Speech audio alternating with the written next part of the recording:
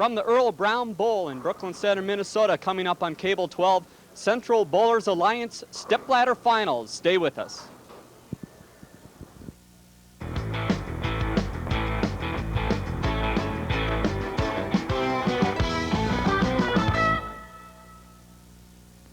Brown Bowl in Brooklyn Center, Minnesota. Dave Kaiser joining you for some professional bowling of the best variety here in the Midwest and regional area. This is the Central Bowlers Alliance Stepladder Final you'll be seeing today. Joining me is Tom Corbett, the tournament director. He's joined us for the 3 years we've televised here. And Tom, first of all, Earle Brown Bowl. This is a great facility. You've been here for 9 lanes. What does this facility mean to the tournament? Oh, this is a great stop. We have 36 lanes here. Everybody can bowl on one squad. We had 118 bowlers yesterday. It's our 5th stop of this season, which starts in July. We have bowlers from La Crosse, bowlers from Eau Claire come down here, bowlers from up North Dakota, plus all around here in the cities. These are the greatest bowlers in the upper Midwest right here. All right, I'm going to tease you a little bit. We aren't going to tell you who the bowlers are because we don't know right now, but we will in a few minutes as they're bowling their final match in the stepladder, or they rounds up to the stepladder final. But tell us a little bit about these bowlers. Where do they come from? What kind of averages do they have to compete at this level? Most of these bowlers, in fact, all these bowlers are scratch bowlers. Average-wise, anywhere from 200 to 230 they can average in league. League play is a little bit different than this tournament here. You might have a little tough condition out here one day, you might have a little easier the next, so it just matters how they bowled against everybody else in that particular tournament. So I think yesterday the averages were about anywhere from 207 to make the cut. The leading person was averaged 220 for his 10 games. It took a 202 average to cash. So you don't have to average 220 every place you go. But these guys are really good, and we'll find out shortly with, how they've done.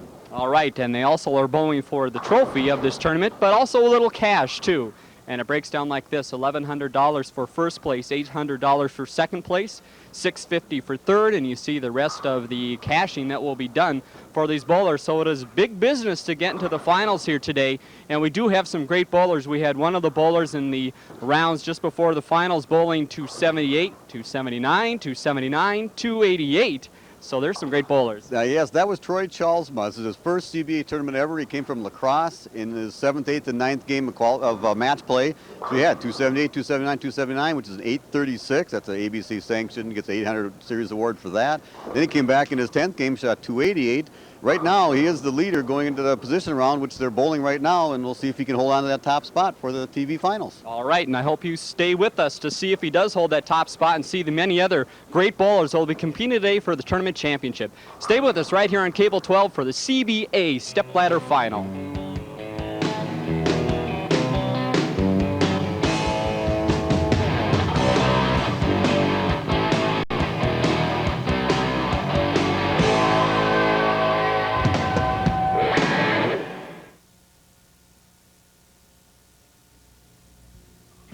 They're warm, fuzzy, and all around cuddly. And there's only one thing wrong with them. They all need a loving home. I'm Kristen Everett, and I hope you'll join us every Monday on Cable 12 News for our Pet Project.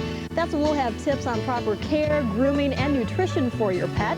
Plus, we'll have a pet available each and every week that's available for adoption. Pet Project, Mondays on Cable 12 News, starting every half hour between 4 and 7 and 9 and 11 p.m. Dave Kaiser and Tom Corbett back at Earle Brown Bowl in Brooklyn Center for the stepladder final of the CBA Midwest Regional, and there you see the 5 who made it. And we told you before about Troy Chalsma. He did make it to number 2nd. He fell back one. Dave Hanson passed him up in the final round. Bob Sullivan is the 3rd seed, and the bowlers you'll see first, the 4th seed, Dave Lutz, against the 5th seed, Keith George. And let's take a look at some tape of these bowlers. And Tom, introduce us to the fine group here. Keith George is first time making the stepladder finals. Only bowled a couple this year. Good bowler from Brooklyn Park. Dave Lutz got 5 CBA titles to his credit. He's pretty veteran at this on the TV finals. Bob Sullivan won our last tournament in May at Tournament of Champions. He's got 2 CBA titles. Here's Troy Chalsma in his first CBA tournament ever, all the way up to the 2nd seeds from La Crosse. And David Hanson, a left-hander from Woodbury. This is his first match play, and he got the first stepladder also, so pretty good. All right, and there are our first 2 competitors, Keith George in the white Dave Lutz in the pink and blue shirt, and we have a great crowd on hand here. Tom, this is fantastic. You've got a lot of people ready to watch. This is great. Can't ask for anything better. We got some new guys, we got some left-handers, some guys who hook the ball, so it should be a fun show. Lanes 29 and 30, the pair. Keith George will start first, lane 29. Keith's from Brooklyn Park, and he hasn't been bowling too many CBAs, but you watch this guy. He gets those pins flying around pretty good down there. So if there's a hometown favorite, Keith is the one. I think Keith is a hometown favorite here, yes. And he had a lot of support as he was going along through the qualifying, and we'll give you a little more information about how they got here. Here's our first look at Dave Lutz. I think he just got a little bit slow on that first shot there. Dave was recently married just, I think, a couple of weeks ago, and so he's pretty happy these days. Extended honeymoon here. Yes. Honeymoon bowling. Dave will have the spare to shoot for, right-hand side, going cross lane. He is from Woodbury, Minnesota. Pretty much throws the ball, straightens it out. Hooks the ball pretty much on his first one and tries to throw a little bit straighter on his spares, because all you got to do is hit the pins and knock them over. You don't have to do much to them. You watch the ball just kind of spinning down there. He just wants to just barely hit that pin, and he did. Where in his first ball, you'll see he'll try to hit the ball a little more, get a little bit more rotation so that it hooks back and will carry the pins a little better. That was pretty good. One thing you should watch for here, viewers, as you watch these bowlers go, and you probably picked it up a little bit from our introduction of the five in the front, Lutz and Sullivan. They may be the clowns of the action today, so they'll have some fun. And there you see Lutz with the strike on the second. And now Keith George up lane 30. He started with the strike on lane 29, the Brooklyn Park representative. He's a pretty deliberate bowler, takes his time. Pushes the ball away real slow, and then just at the bottom of the swing, he just puts a lot of muscle in that. He's a pretty strong kid. Look at that. He's at 6 to snap out to 10. Good bowler. Looking back at how Keith made it here, he was the 5th seed going into the positioning round, and he had to hold on with a 231 to hold that spot. Excuse me, Dave. Watch this ball. See how the rotation is just real high, and see how it just picked up the roll towards the end there. At 6, snap out to 10. That means he's got good rolling ball. In that 231, he struck the last 5, 7 out of the last 8. So he put it all together in that last game because he was getting a challenge from Dave Langer, the number 7 seed, going into the position round. Yes, he was. Dave Langer almost caught him. Keith had to hold on. 2 strikes, back to lane 29. A little bit slow. Maybe, he's got the way he throws the ball. There's a lot of muscle into it. And if he doesn't quite get the all extension and get the ball down the lane, it'll start up a little sooner. See if we can watch this, and you can see the ball didn't quite get out as far before he started taking his turn to the pocket, and almost lucked out, crossed over and got a strike. But 3-10 baby split. He'll break his wrist back, stand on the far left side, and throw just like straight cross lane at it. Wants to get the ball in between the two. Perfect. Let's take a look at Dave Lutz on the other end, how he made it to this position. He was number 3 seed going into the position round, and he lost to Bob Sullivan 238 to 224, as you see this perfect spare pickup. And here we go back to Dave. Oh, a little high.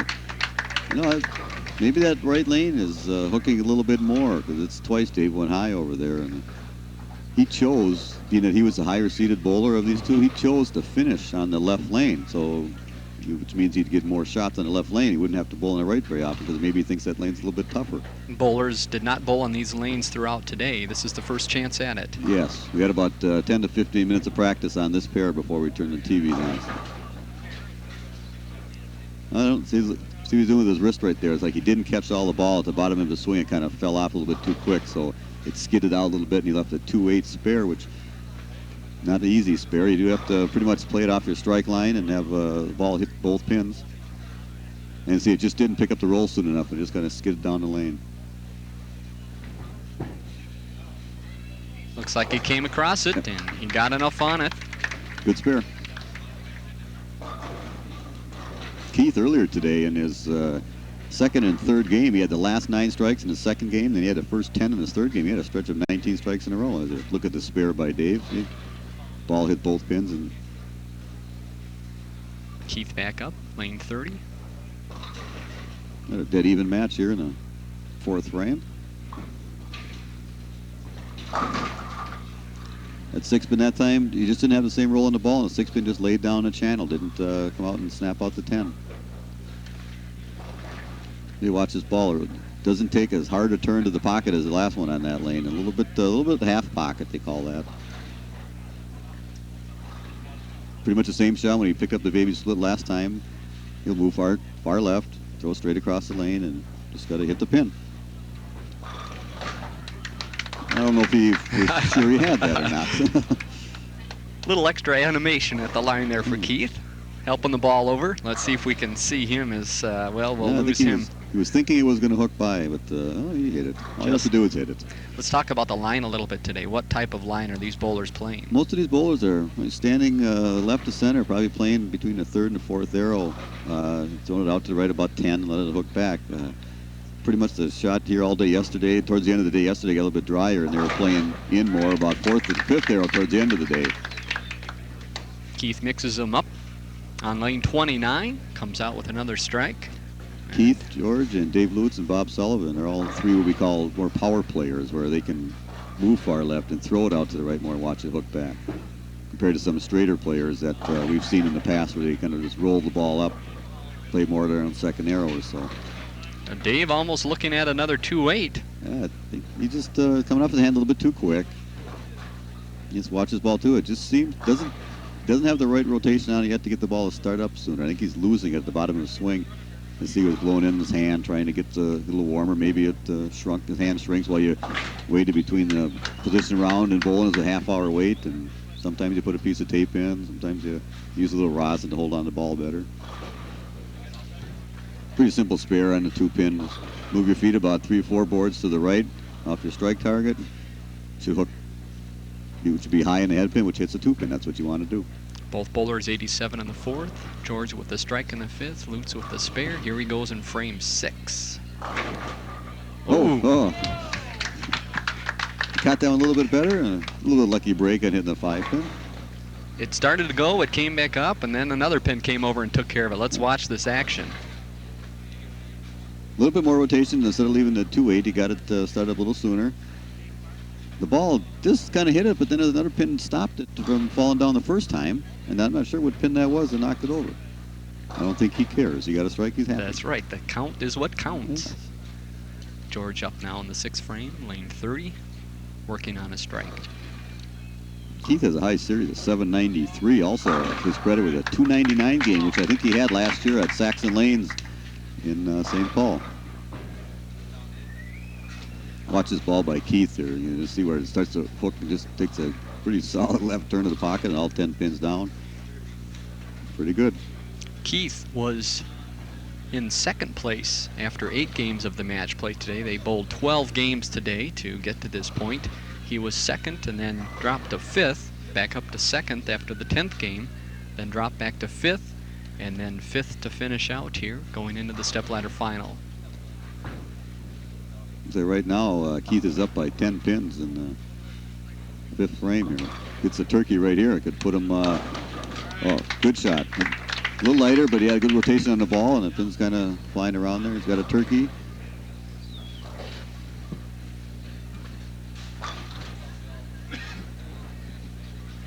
Yeah. All you got to do is get those pins flying around, and other ones will take care of themselves, too. Lutz up quickly. Crosses over. I think he's having trouble holding on the ball. Either sets it down a little short, falls off his hand, doesn't catch it, and there he tried to catch it a little too soon, pulled a little bit, got it high. He's struggling a little bit right now, and especially when your opponent gets a turkey on you there, you put a little bit more pressure on you. Dave cross lane for the 610 spare. You mentioned earlier they're going for some pretty big money, $1,100 first place, so there's something to be said about that. A little pressure involved.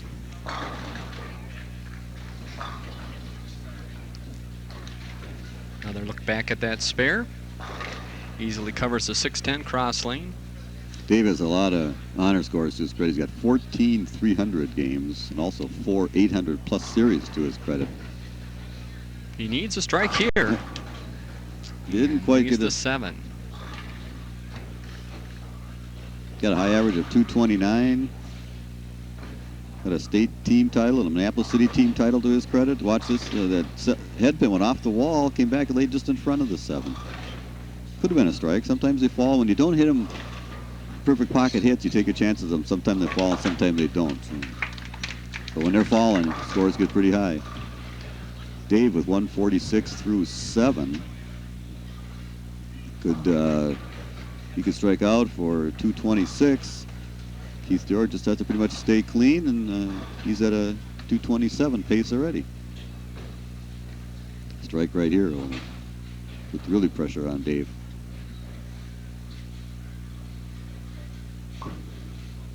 You hear his thumb pop out of that ball. Puts a lot of muscle into that. Able to knock those pins around. That's 4 in a row now through the 8th. George will go over and go for the 9th frame. It's just like the shot that Dave had on the left lane, but the head pin spun around a little bit different and knocked over the 7. So.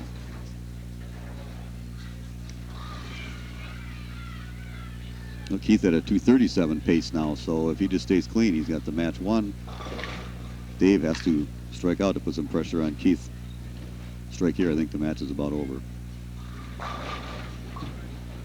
Sit down. Ooh. I was just going to ask, as a bowler, when you have a lead like that, do you change your game at all? Or you may not intend to change the game, but it looks like something did happen here to Keith this time. Well, he wanted to be aggressive, didn't want to let up and go through the nose like he did in the 2nd frame for the split, or 3rd frame. He picked it up, and here he's up to 2-8-10, which is almost an impossible split to pick up. He just wants to get the 2 pins to save on the count. He could have 192 through 9, which he does. No, sorry, buddy. He got 202 through 9. So Dave needs to strike out to force Keith to double now. And there you see the all-important count. Lutz right back up. And he's going to be seeing that one in his sleep, I think. That's the 3rd 2-8 he's left. 2 2-8s and 1 2-pin combination. And maybe the oil is carrying down the lane a little bit. Like I said, we only bowled for 15 minutes or so on the pair. And the lanes do change as the conditioner in the lane moves down. The ball goes a little further, and they have to either move their feet to the right or slow up a little bit or not swing it so far to the right or something. And now Bob Sullivan, I'm sure he's watching what's going on, and he'll get some practice on his pair to start with, so he'll have an idea what to do. He's pretty good at that 2-8 spare. Though. Yeah, he's had enough practice today, so Dave now with 164 through 8 spare in the 9th. Best he can shoot is a 214. And we'll take a few off that, and we are going to look at Keith George moving on. Unless a huge disaster happens. You would have to throw a gutter to lose this match right now. He just didn't quite have a good feel, I don't think. Well, Dave through the day, just to recap here, he did put together some outstanding games. He was in 1st place after the 8th game of match play today, 2nd after the 9th. Then he fell to 5th, rebounded in game 11, came back up to 3rd place, and then went back down 1 notch to 4. So he kind of had an up and down day, but a great day overall, and he will finish up with a 202, and that's where Keith is right now. So he just has to stay behind the foul line and keep the ball on the lane. And he could use this now. His last ball that he threw went down lane a little bit further, and maybe he might try to practice shot right here. As you see, maybe he let up, moved his feet out a little bit, went a little high. But it was a little practice for him, so because he doesn't get any more practice on this pair. Meanwhile, the next competitor, Bob Sullivan, who is a past champion, 2 tournaments, including the Tournament of Champions last year, has been warming up a few lanes down. This guy is a character. You'll want to stay around and see him. And Keith, there's the smile we've been waiting for. It's safe now, Keith. And he will go up with 1 more shot here, possible 222. I think he feels relieved. His first first stepladder match, let alone on TV, and he won. So he's got that under his belt now, and maybe he can loosen up a little. And Bob Sullivan, as you mentioned, is a veteran on this. He'll be loose, so we could have a pretty good scoring match. And there he comes through. 222, Keith.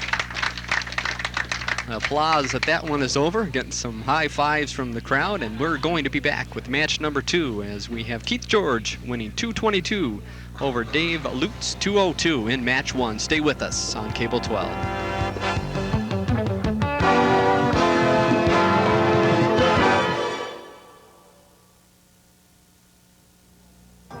Be a friend to someone you already enjoy. Go for walks, go shopping, and share ideas. By volunteering as a community advocate, you can help people with developmental disabilities participate in the community and build a lasting relationship. This project is a partnership between Hennepin County Volunteer Services and ARC of Hennepin County. Call 348-7481 for more information. Dave Kaiser and Tom Corritt back with you at Earle Brown Bowl in Brooklyn Center. There you see match 2, Keith George versus Bob Sullivan. This is the CBA Stepladder final of the Earle Brown stop on their many stops throughout the year. Tom is the tournament director for the CBA, and the bowlers are getting the score sheets ready to go. Tell us a little bit about the other stops. These bowlers bowl approximately once a month. We have 14 tournaments during the season. Our season runs from July through June. We start out at the Minnehaha Lanes in July, and then we end up last tournament is at Doyle's Lanes in Crystal. And we add a doubles tournament, which we just had 2 weeks ago. We have a Tournament of Champions, which is in May at New Hope. We hope to have that televised here on Cable 12 too. We're going to Eau Claire next month for our Bloody Mary Open, which is our biggest tournament of the year. We get 200 bowlers there. Our U.S. Open tournament in December is going to be at Maplewood. Another good one. And here are 2 bowlers who'd like to be there. And you saw Keith George starting out, lane 29, picking up the strike. Sullivan chose to go second and start on 30. And here's his first shot of the stepladder, and he comes through with a strike.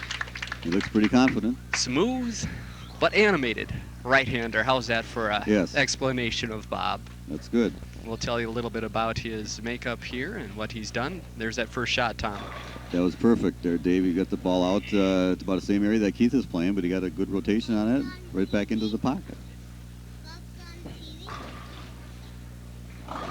Bob's got the little fans here with us, Yes.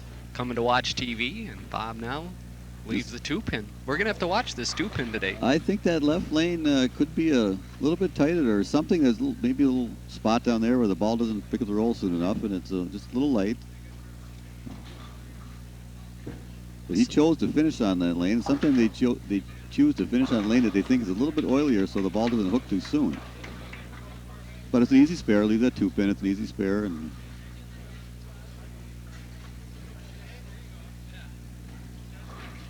looks No good. problem there. And Keith George now, after his 222 to 202 win over Dave Lutz, comes up with a strike in frame 1. Now over to lane 30. As I mentioned before, Keith is a pretty deliberate bowler. He takes his time, and then right at the bottom of the swing, he just muscles the ball through.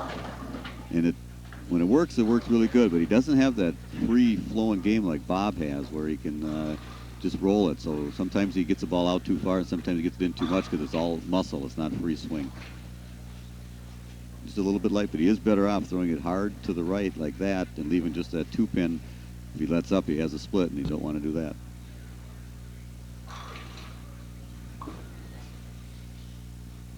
Easy spare. Everybody's picking up those 2-pins today.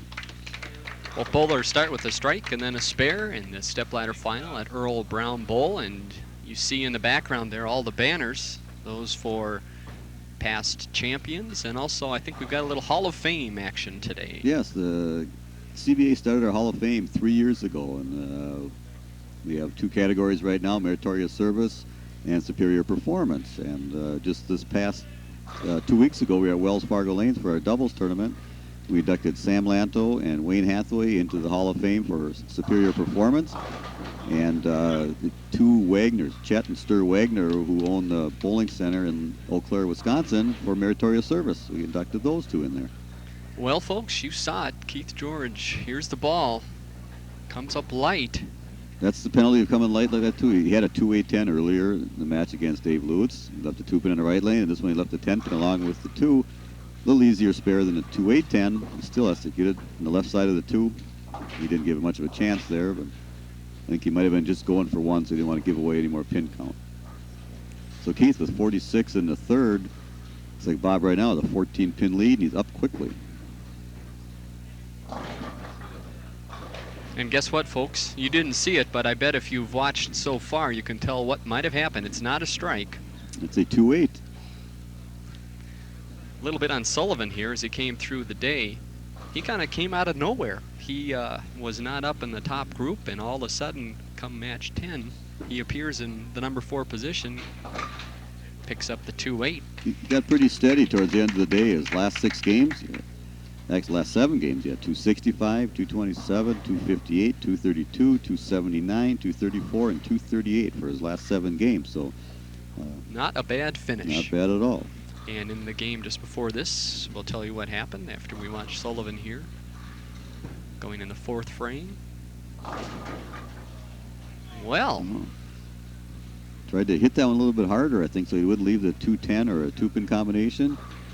And he was real light, and watch, it's kind of an odd split to leave on a light hit like that. The 410? 410, it's not something you see most of the time. Oh, he was going for it.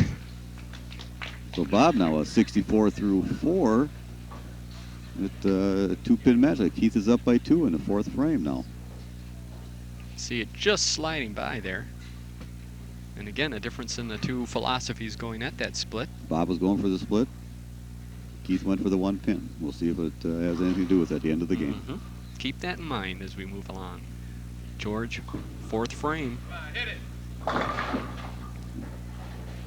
Well, he's got to feel better about that shot. Yep, got that one more up into the pocket. It was a little bit high, but he didn't want to leave that 2-8-10 or 2-8 combination again. And although he guarded against the 4-9 that he could have possibly left. Solid 4-pin. So you should pick this pair up, and on the left lane, we'll see if we get the right adjustment to get the ball into the pocket now. That ball is moving a number of boards there at the end. Yes, it is. You might not be able to see it as much on television, but sitting back here watching, look at that you ball. can see that. Oh, yes, I guess so. Gets the rotation, the revolutions on the ball. And it's not spin. It's not spinning. It's rolling more end over end with a little bit of side turn on it to get it to hook. Almost looks like he's shooting right straight at the 6-pin. All of a sudden, it gets about 10 feet away, and boom, there it goes. George now working on that spare in the 5th, and now he comes over. Yeah, doesn't want to be light. Wanted to be a little higher. He let up a little bit. He didn't put as much muscle into it. Started up a lot sooner. He's lucky to break up the split. Keith now is leading by 1 in the 4th frame, 65 to 64.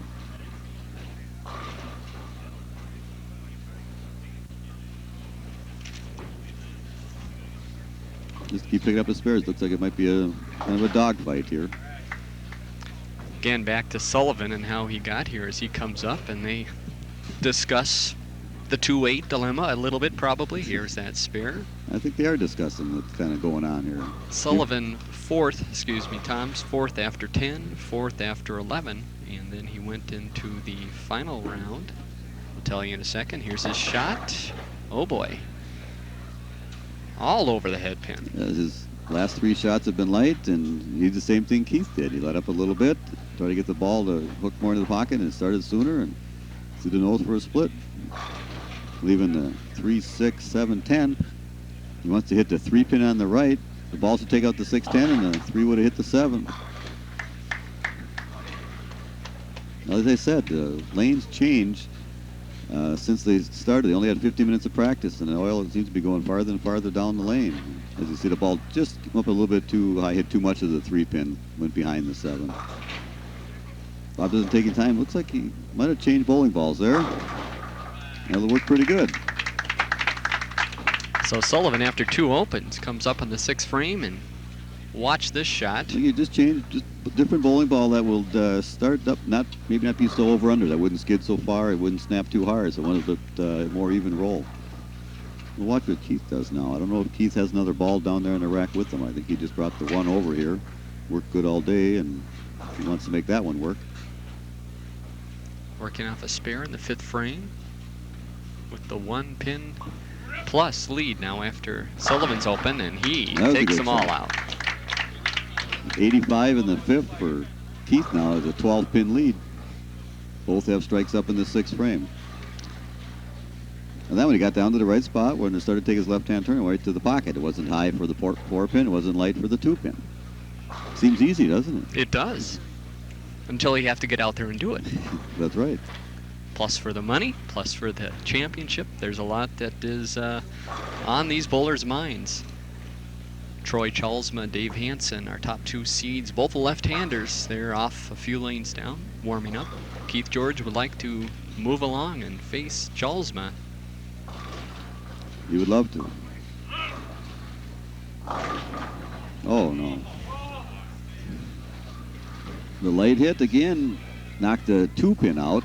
It was almost just like the 2-8-10 he left in the first match. And then 2-pin just fell over, left an 8-10. Ball just not quite coming up. Could have got 9 on that ball, but now let's see if he just goes for the 1-pin. Doesn't want to give away the count because he's still leading the match. And that's what he did. 113 through 7. Pretty much an even match right here. And this is a pin down in a channel on lane 29 now. We have to send somebody down to get that pin out of the channel. It's Sarah, the bowling manager here at Earle Brown Bowl. She was just waiting for this chance to get on television. She was. Let's make sure, let's watch this. Gets a little tricky down there. She got it. There's a crowd back here wants to tease her a little bit. And they Don't made, fall, Sarah. made an update on the score. They added 1 to the score of Keith George. Now 114 through 7. They went back to the 3rd frame, and it had missed apparently 1 pin that he picked up on the 2nd shot. Yes. 73 through 5, and a strike in the 6th for Sullivan. Another strike would be This would be big if we get the strike here. Same hit as Keith, but 10 fell, so a little bit easier spare. Oh, the spare here. Keith will still be leading by 1 in the 7th frame. He took his other ball out for that spare. Bob now taking a look back at the score as well. It is tight. Spares are kind of simple for him today. Just trying to hit the pocket is going to be a little rough.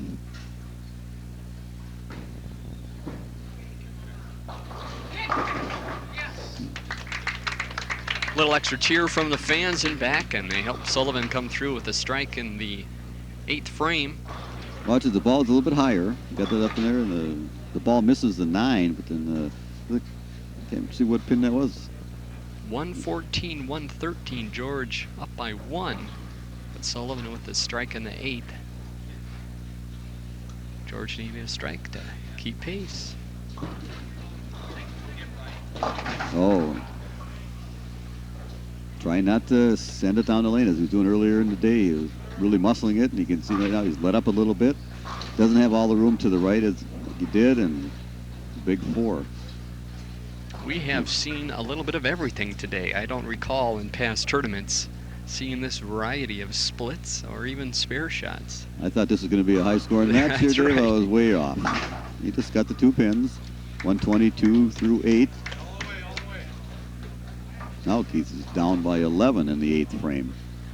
And you hear some of the fans behind us saying all the way. And I think Keith knows that too. He needs to go all the way out, get the last 4, and put the pressure back to Sullivan. He needs to have a strike right here so he has a chance. He strike out for 182.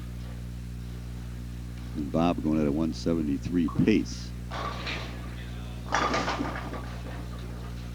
Good shot, got it to the pocket. With a 6-pin, just laid down a channel. He's not as loose, doesn't have that loose arm swing right now because he's trying to fit it into the pocket. And the 6 doesn't snap out the 10 like it did in the first couple shots of the day. Just laid down there, kind of a half pocket hit. Must pick up the spare. Then he got it. Little body language to help out there. So now Keith with that spare that we'll watch again here. Just take it down. And Bob Sullivan. quickly up. You didn't see it. Bob crossed over on the right lane for a strike and pretty much shut out Keith now. Not knowing where to play. He hustled so fast he didn't want us to see it that time, and the results, though, what he needed. Bob with a possible 203. Must spare to shut out Keith or Mark of any kind. Not pleased with that one. No, didn't throw it well.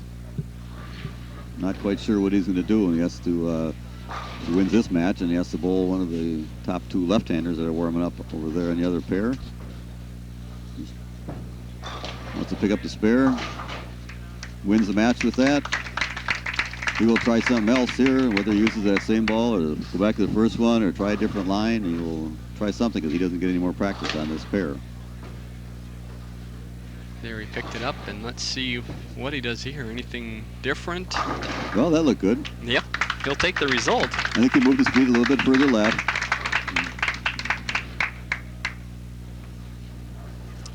So Bob finishing with 181.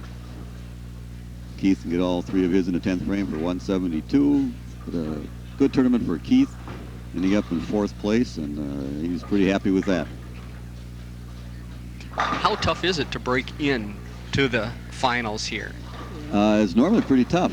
You get some of the bowlers, they bowl for their first time. Usually they either don't cash or they might cash, but usually their first tournament they don't make any money. But this Troy Chalsma was coming up now. This was his first tournament ever, and the leader, David Hanson, his first time making the match play, got into the Stepladder. Keith George, I think, has made the match play about maybe 2 other times. And this is his first time on the Stepladder, and they're all good bowlers, as you can see, so it's not that easy. How much bowling do these bowlers do besides the tournament stops? 1, 2, 3 leagues a week? A lot of them will bowl 2, 3 leagues a week. Some practice here and there. And Bob Sullivan has a pro shop right here at Earle Brown Bowl called Sully's Kingpin Pro Shop. So he'll practice down here once in a while, and plus they pretty much all bowl on tournament teams all over the state. Well, a good hand there for Keith George. Comes through with the 161, but Sullivan is the winner, 181, 161. Now Bob Sullivan goes on to meet the left-hander Troy Chalsma, first time to the finals, and we'll see him in just a moment. Stay with us on Cable 12.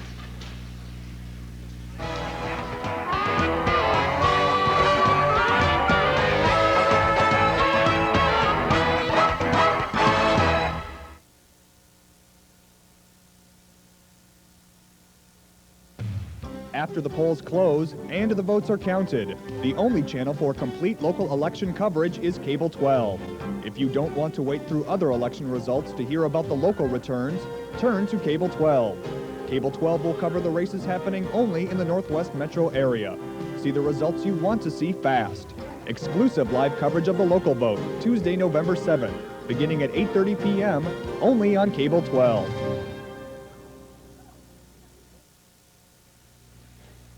Dave Kaiser, Tom Corbett back at Earle Brown Bowl in Brooklyn Center, and we're getting ready for match number 3. The second seed, Troy Chalsma from La Crosse, Wisconsin, against the winner of the match you just watched, Bob Sullivan. Before we get on to the rest of the bowling, we've got some people that we should thank here, Tom, that have made this all possible. Yes, we have our major sponsor, which is Jeff Lynn from Lynn's Shoe Company. He donates a lot of money to the tournament, plus he gives away a pair of shoes to each tournament champion.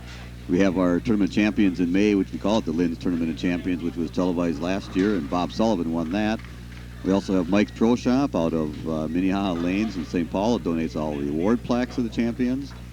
We have Chris Harrison from Chris Harrison Tile, who donates, he will give $500 to any bowler bowling a 300 game in a Stepladder Finals. So if one of these last 3 bowlers was to shoot a 300, they would get $500 for that. No problem. No problem at all. After the last game, I'm not sure.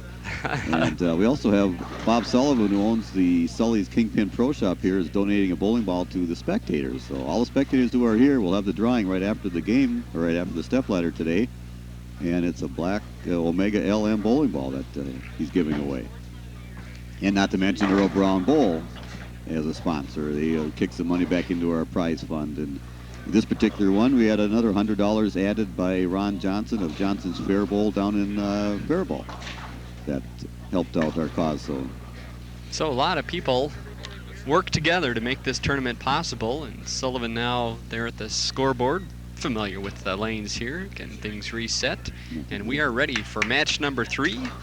Sullivan against Chalsma. Chalsma, tall left-hander, you see here, shooting between the second and third arrow most of the day.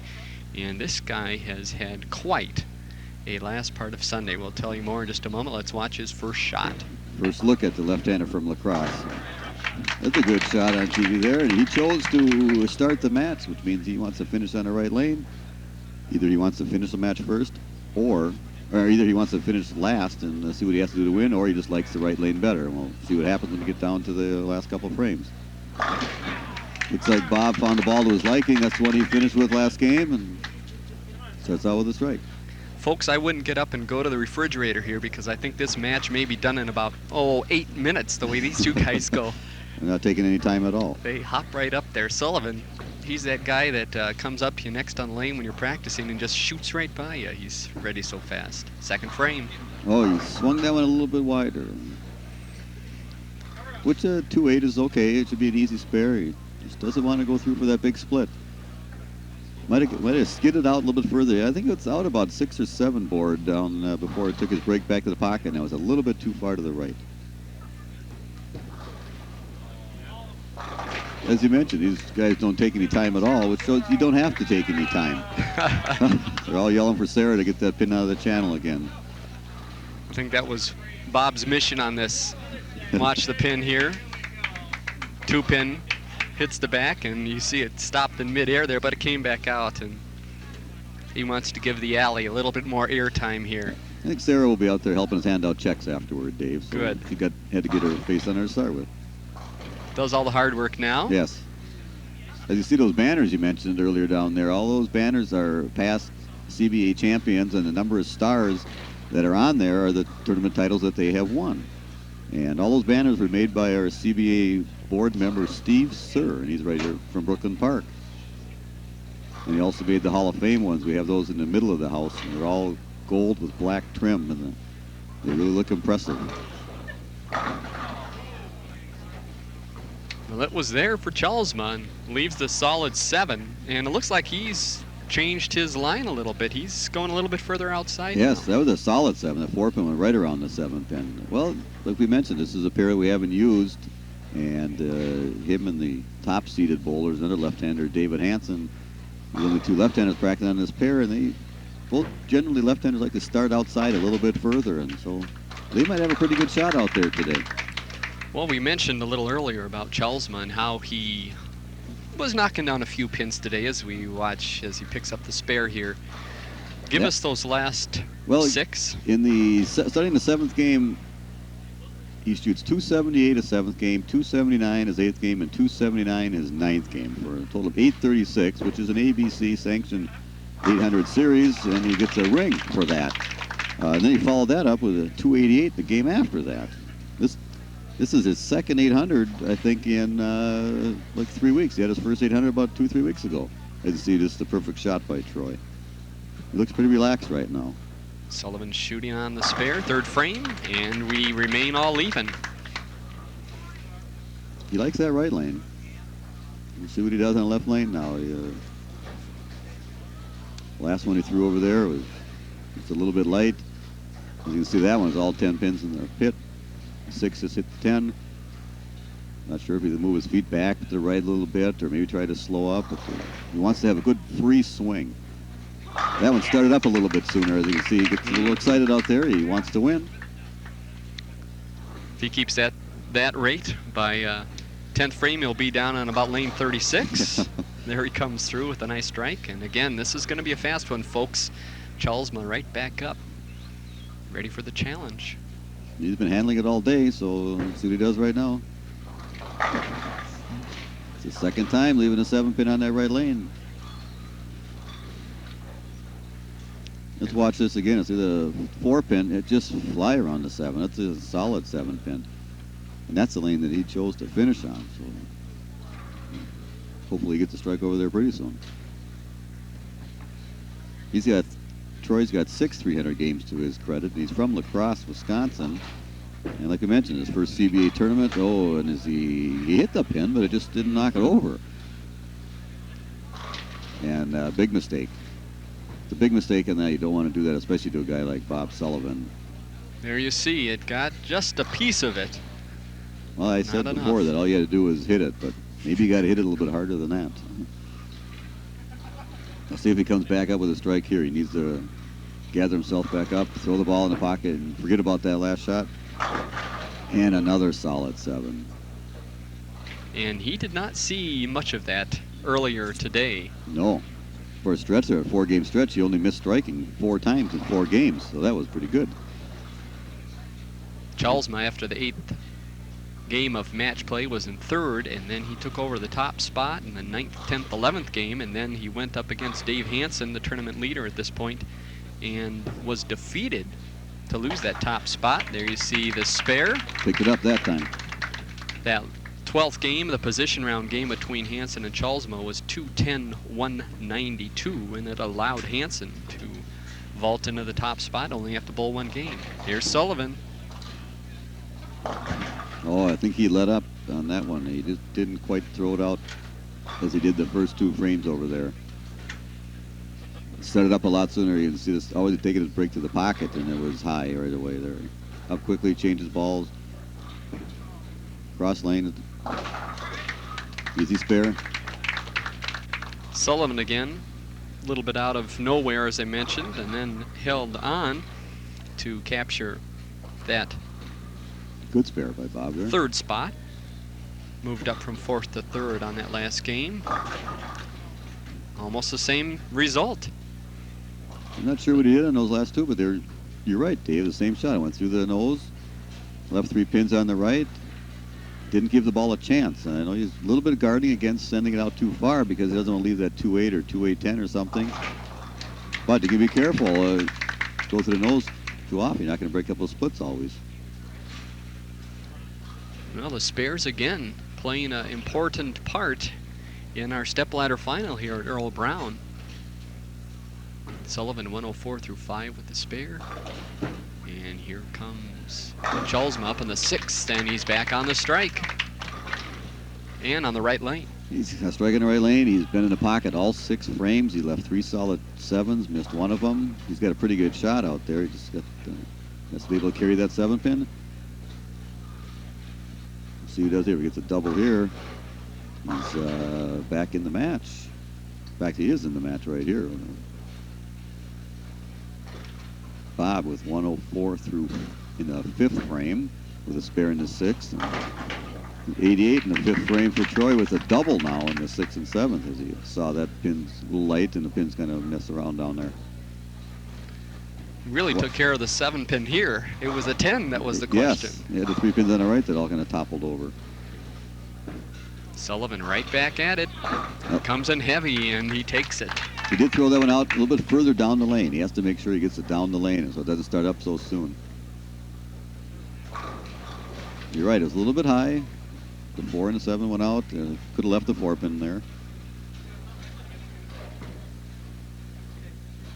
Bob up by 6th in the 6th frame. Oh, trip for it. As the crowd is cheering for him a little bit. He has taken over the role of the hometown hero after Yes. Keith George went out. Bob works here at the lanes. Comes from Coon Rapids, not too far away. And here's Chalsma working on 2. Oh. Here we go. 6. Now we're getting some strikes. Watch this ball again by Troy. Look at that rotation on the ball as it starts taking his turn. That was kind of a lucky strike. But you take those. He left those 3 solid 7s. Now you got a couple lucky ones. Well, breaks kind of even out. So Sullivan up by 6. And Chalsma finding his shot. He's been real tough on 29, but he didn't look like he liked that one. Oh, pretty lucky there. Right when he let it go, you could tell, and even the crowd knew it. I think he pulled up on this one a little bit, and you can see he just stood straight up, and the ball went down lane a little bit further. Got that headpin to kick off the wall and hit the 3. Good shot by Bob. Bob needs the first 2 strikes in the 10th to shut out Troy tonight. Let's see what he does. He tripped a 4-pin last time on the left lane, and see if he makes a little bit of adjustment for that. You watch this one on the right. He's throwing the ball pretty nice right now. Again, up by 6. They Playing his both feet have pretty hit the careful. strikes. Sorry, Dave. I was just watching him. It looked like he moved his feet over a little bit to the left to make sure he didn't go high. And didn't quite catch all that one. And we're back to the 2-pin, and that will leave Chalsma with a chance. Yes. Bob needs a spare strike for 223. And will force Troy to get the first strike. I believe it. Yes, it forced him to get the first strike in the 10th frame in about 7 pins to win. Sullivan knows the score. He was studying well there.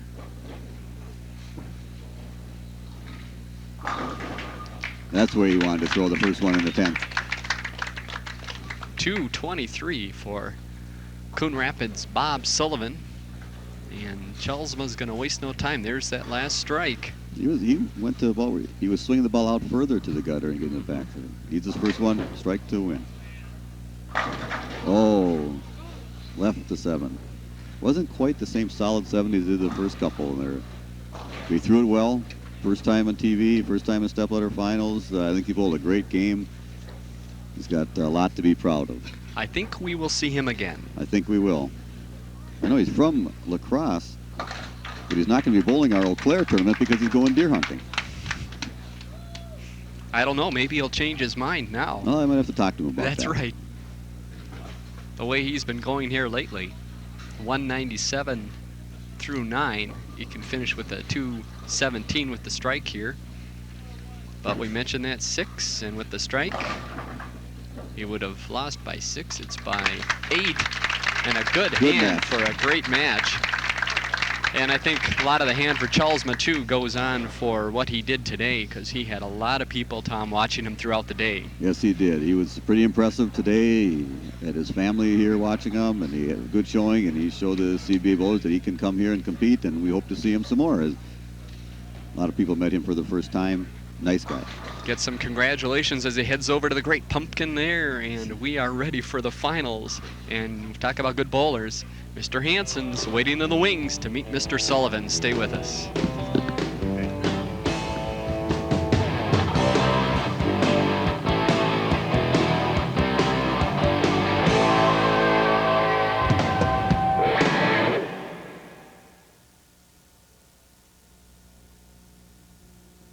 They're warm, fuzzy, and all around cuddly. And there's only one thing wrong with them. They all need a loving home. I'm Kristen Everett, and I hope you'll join us every Monday on Cable 12 News for our Pet Project. That's when we'll have tips on proper care, grooming, and nutrition for your pet. Plus, we'll have a pet available each and every week that's available for adoption. Pet Project, Mondays on Cable 12 News, starting every half hour between 4 and 7 and 9 and 11 p.m.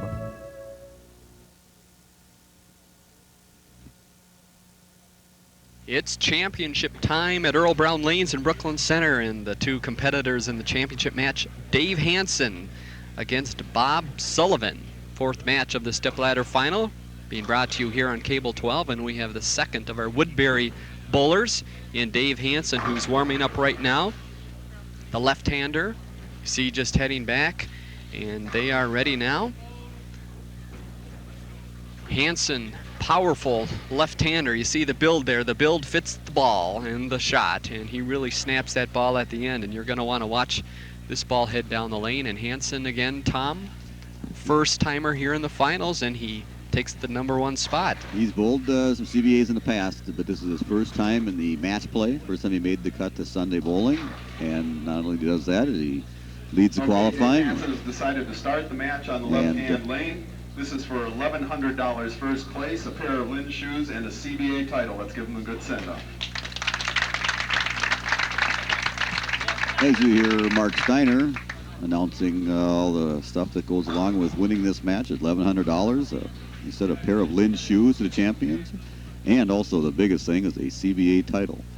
And play Dave, being this higher seated bowler, chose to start on the left lane just like Troy did.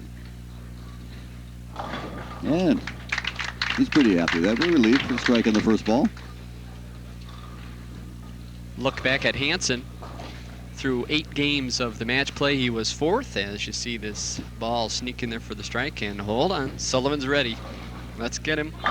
Oh, solid 10. Can't say more than about 3 words before Sullivan's up because he'll just let that ball go. As I was saying, Hanson 4th through 8th, then 3rd, 2nd, and then was the winner in that last match against Chalsma. Oh. If he lucked out, I don't think he thought that ball was going to stay in the lane to pick up that 10 pin. Let's watch this. You know, just almost falls off the edge, but just hangs on there. Sullivan now over to 29. Starts with the spare. Had the big finish in that last game. I think he's got that figured out now. He's swinging the ball out to more about 5, so when it does break, it breaks a little sharper. If you get the ball in about 6 or 7, it wasn't breaking as much, so he was light. Bob can do that. He can throw the ball out and hook back, or he's a little straighter and harder. He's got all the shots, and he doesn't waste any time, like you mentioned up there. And we'll take a look at Hanson's delivery in line here, up in the 2nd frame. And they look like they all have changed a little bit, and Tom mentioned it earlier. No one's bowled on these lanes, so it's a little bit of a new experience, and he's a little more outside as well.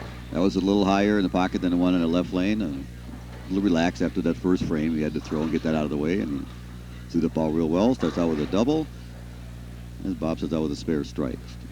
And in that position round just before this, Hanson beat Chalsma 210-192 to take the top spot going into the finals.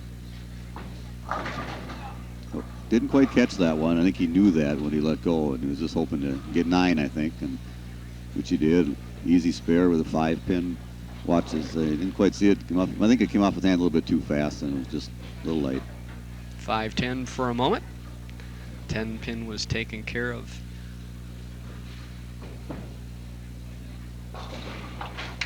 And Hanson with the cover.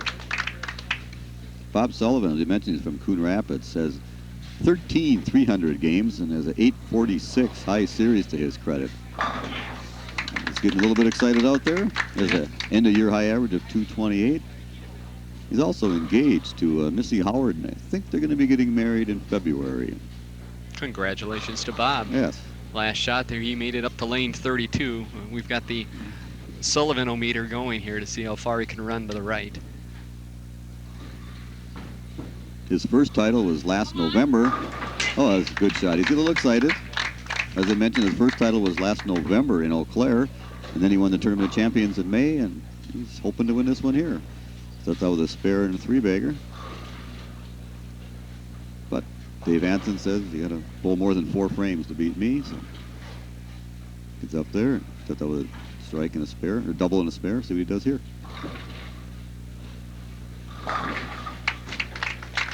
Hanson set calmly with a strike. Comes back. Let's take a look back at that shot again. Really bending on the end there, and looked all pretty easy. the pins gone.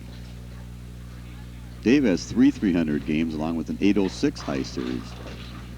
Bowls 4 nights a week. He talked about some people bowling is listed right here. I thought 3 was a lot. I was wrong. 4 is a lot. High end of year average of 219.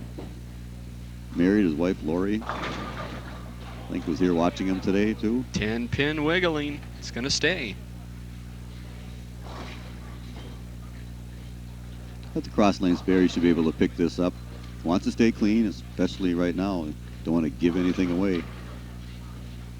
Don't want to make it easy on your opponent.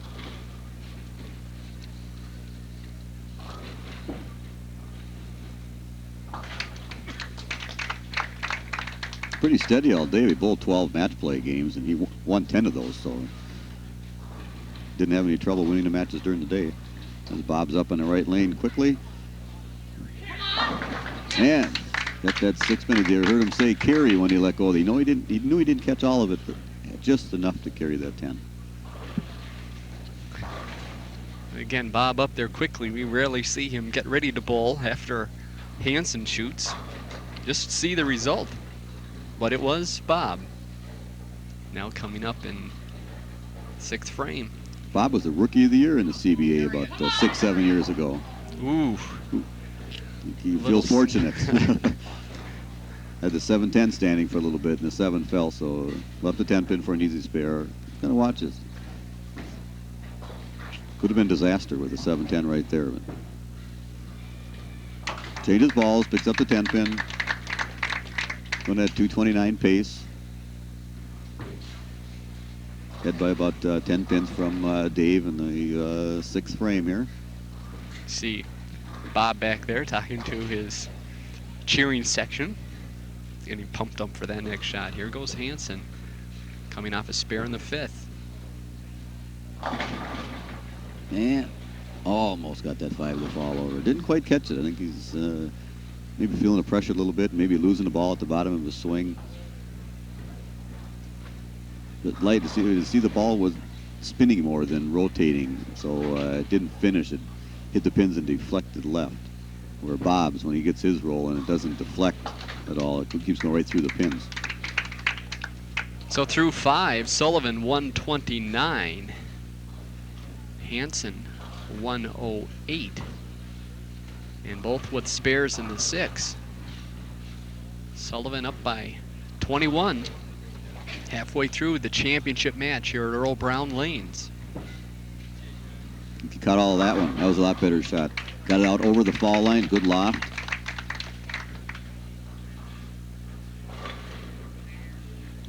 Let's watch Bob here. Get this strike right here.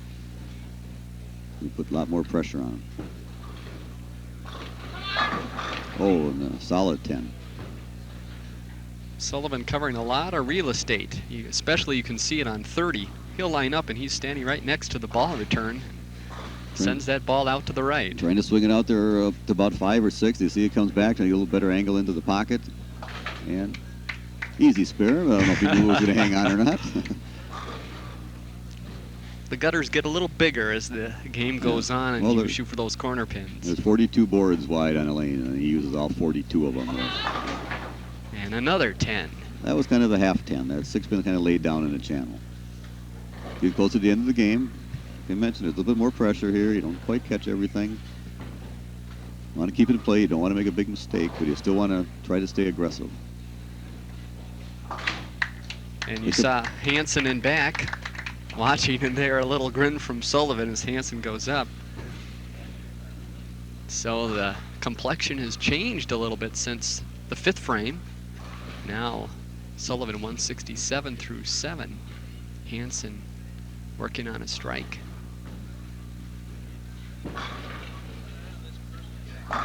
Oh, and a solid 9. Solid 7's one thing, but the solid 9. Solid 9. Watch the 5-pin. It goes straight back and misses. Oh, actually, it looks like it went in front. Usually the 5-pin takes out the 9-pin. And the ball just crushed it that time. Yes, he threw that one really good. Pick up the spare and have to make sure he didn't let himself get flustered and not miss the spare and then not have a chance to win the game at all. Here's the situation. He's a 148 through 7 with a spare in the 8th. He can strike out for 228, and Bob Sullivan going at a 227 pace. Anything can happen here. Dave must strike on this lane here. Sullivan up by 19.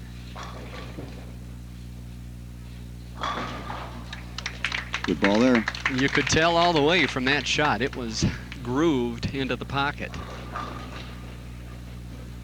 Well, now Sullivan has to get back up after 3 9 counts in a row. He needs a double, whether a strike here in the first one in the 10th or 2 strikes in the 10th to shut out Dave. See what he does here. And he left the 10-pin again. 3rd time. And remember, 30 is the side that he's had a little trouble picking up that 10-pin on. Yes, well, he shouldn't have any trouble. He'll grab his ball and throws it pretty straight and hard. He kind of knows that it's going to hang on there. He got it. Much more of the pin that time, so now Sullivan 186. Bob needs a double to shut out Dave. Anything less, Dave can get up on the right lane and win the match and the title. Sullivan possible 236. And a 228 possibility. for Hanson. Looking for a Watch strike. it. Oh, really good shot. Needs this one to win. And I would say Bob will throw this ball in the pocket and just hope that the pins will be to his liking, because under pressure, he is one of the best bowlers there are out there. Just grabs the ball, just goes, gets the job done. Mm-hmm. We'll all be watching the 10 pin. He's taken more time than he ever had. You bet. We could have showed a couple more replays here. There it is for the win. Oh, no. He slowed up a little. It's a big 4. Now he can take 2 pins. He'll have 224. He just got that out too soon, and when it started hooking and break the pocket, right through, a little bit too high. Looking for 2 here. Gets the 2. Finishes with 224. And Dave Hanson must double in 6 pins to tie. Well, his chances improved quite a bit just by sitting on the bench. But as Tom mentioned, he needs the first 2.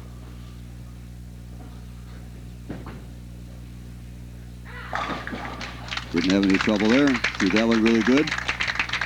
And the call, Mr. Hanson lets out the yell as that ball went down. Get a little bit excited. Well, he's been in the pocket. All 10 shots he's thrown so far. A little bit light on some, left him 5 pins, left some 7 pins, left that 9 pin. That was a really good shot, which if he carries that in the 8th frame, it might not even need it, but here it is. Needs a strike, must have a strike to win. Anything less, Bob Sullivan's a winner.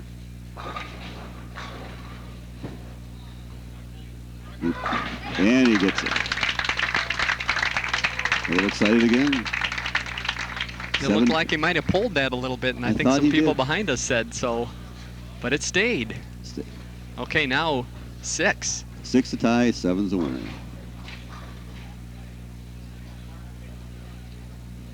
All Bob can do is sit back and watch.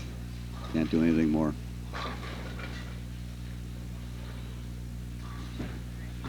That's going to do it. Ooh, you can say 226 to 224 championship match. It was pretty good, Dave.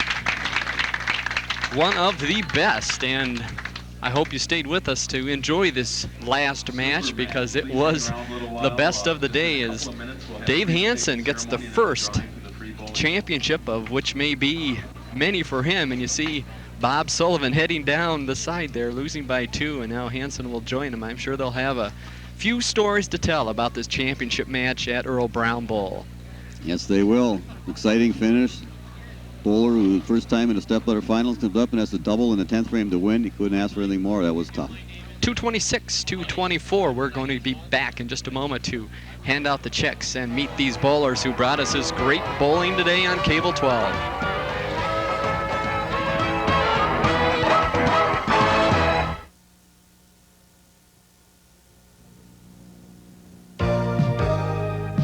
Cable 12. For the past year, Cable 12 has kept you in touch with the community, entertained you with area concerts, and brought you all the excitement of local high school sports. And in order to serve you better, Cable 12 is changing. Coming soon, finding the shows you want to watch on Cable 12 will be even easier. Plus, all the great coverage that you've come to expect from Cable 12 will have a brand new look. So watch for the new Cable 12 starting Monday, November 20th.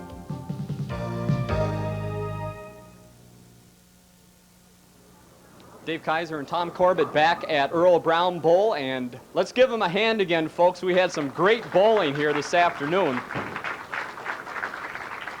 Now it's the fun part for all the bowlers, and we enjoy this, to be able to hand out the checks. Sarah Weimer from Earle Brown Bowl joining us. She's got the checks. Tom's got some information here, and let's get the top 5 up here. Go ahead, Tom. All right, first of all, our 5th place finisher yesterday bowling, our 10 games of qualifying, averaged 216. And at 12 games of match play today, averaged 230, winning 7 matches. He's got 5 previous CBA titles. We have $450 for Woodbury's Dave Lutz.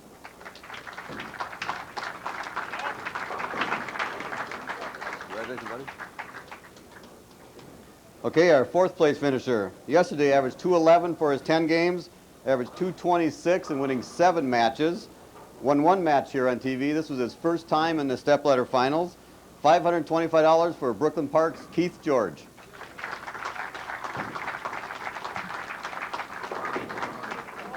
There you go, buddy. All right, and our third place finisher. Yesterday averaged 212 for his 10 games, averaged 232 for his 12 games today, which was high amongst all 20 bowlers. Included in that was a stretch of in his 7th, 8th, and 9th games at 278, 279, and 279 for 836. And then he shot 288 the game after that. It's his first tournament, his first Stepladder finals, obviously. We got $650 for lacrosse's Troy Chalsma. Congratulations. And our runner-up yesterday averaged 210 for his 10 games, averaged 228, winning 8 matches. Won another one here, and also won our last time we were on television, which was in May, our Tournament of Champions. He also won his first title back in Eau Claire last November. He won $800 for Coon Rapids, Bob Sullivan. You almost had to move, Bob.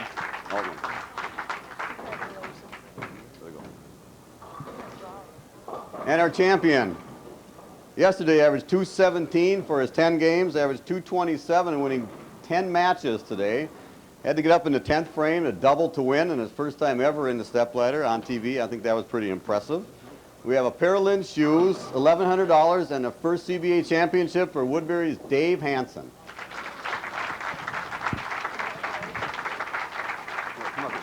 Dave, come on up. Dave, I'd like to ask you, when you got up in the 10th frame, knowing you needed a double to win, what went through your mind? I just got mad. And just did it, you know. I had to do it. We heard that a little bit mad. You had been so quiet through the day. We kind of termed it the clown, sorry Bob, against the straight man here. You had been quiet all day. You've been quiet all that last game, and all of a sudden, here it comes out of you. A lot happening inside that last shot, the last couple. Yeah, I just knew that I needed to get up there and do it. And I usually bowl better when I get mad. And I got mad, and I did it. Bowlers, watch out. If this guy comes mad, you may know what will happen. How about from here? Where do you go when you're bowling now? Just keep bowling. A couple more CBAs and see what happens. All right, congratulations, great bowling. 226 to 224 was that final score, and now we've got some people waiting here for a moment that Tom and the group have put together to get a little bonus here for the fans. And where's the box? And the champion will stay here and do the drawing, just so it's really official here for the people at home's benefit. A lot of the fans have been putting their name in a box here to pick up a bowling ball. Okay, what we do here is we have our spectator drawing for all spectators who are here to watch the Stepladder finals of the bowling ball, donated by Bob Sullivan from Sully's King Pink Pro Shop right here in Earle Brown Bowl. And I think we're going to change this, not to take anything away from our champion, Dave Hanson. I think I'd like to have Bob Sullivan come up here and draw this, being that he's donating this bowling ball. That sounds fair. Oh, we lost the ball. Oh, wait, here we go. It's coming. You must be present here to win. Jeff Turner. All right, Jeff, come on up. Your chance in front of the camera here for a second. Little did you know when you came today, you'd be heading home with the bowling ball. Thanks a lot. Gotta go over. All right. And that will wrap it up here. Just a few final thank yous, Tom. I'd like to thank everybody for staying around watching this. I'd like to thank Sarah here at Earle Brown. Also Jim Madden, who couldn't be here today. He was out of town as a proprietor here at Earle Brown. Our next tournament is November 18th and 19th at Eau Claire, which will have over 200 bowlers. And thanks again for everybody who stayed.